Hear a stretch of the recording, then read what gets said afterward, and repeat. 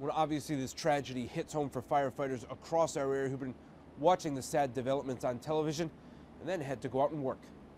New Bedford firefighters on the scene of a house fire not long after hearing that 2 Boston firefighters had died. We feel it all the way down here as well.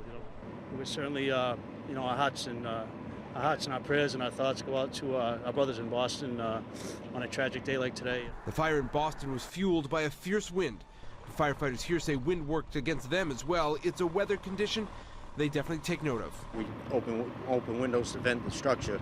On windy days, we have to take that into consideration so we're not actually feeding the fire. If we open up on the wrong side of the building, we can actually make it worse.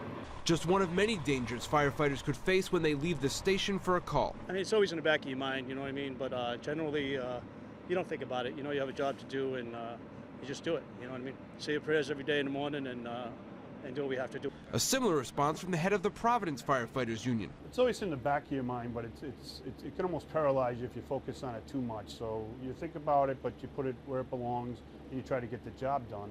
And that's what those guys did today. Paul Dowdy says there's a bond between the Providence and Boston departments. There's a lot of camaraderie. We have events that we travel with them together. So there's a lot of friends up there. And we do the same work. So it strikes home.